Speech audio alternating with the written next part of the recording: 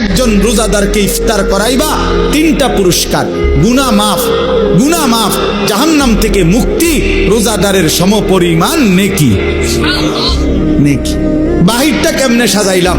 আল্লাহ বলে বাহিরটা সাজাইলাম হলো এই, জান্নাতের দরজা খুলে দিলাম, জাহান্নামের দরজা বন্ধ করে দিলাম, সব শয়তান এবং দুষ্ট জিন শেকলে বন্দি করে দিলাম, সব দিক বন্ধ কইরা 8 গাঁট বাইন্দা, দুয়ার খোলা শুধু একটা, সব দিক ক্লিয়ার, এদিক কোনো আন্দিয়া বাইরিবার জায়গা নাই, দরজা শুধু এইটা দিয়া ঢুকবা, এটা দিয়া বাহির হইবা।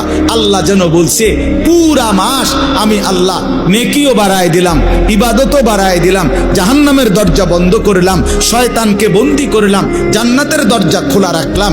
এবার পুরা রমজান যেখান দিয়া রওনা দাও, কুমিল্লা থেকে, চিটাগাং থেকে, খুলনা থেকে, সিলেট থেকে, বাংলাদেশ থেকে, লন্ডন থেকে, ইউরোপ থেকে, আমেরিকা থেকে, সৌদি আরব থেকে, বাহরাইন থেকে, যেখান থেকেই আমার রমজানে রওনা দিবা, আমার বন্দিগি, আমার হুকুম মানবা, গুনাহ ছেড়ে দিবা, আমার ইবাদত করবা, মাস শেষে একটাই দরজা মিলবে, সেটা শুধুই জান্নাত, শুধুই জান্নাত, শুধুই জান্নাত।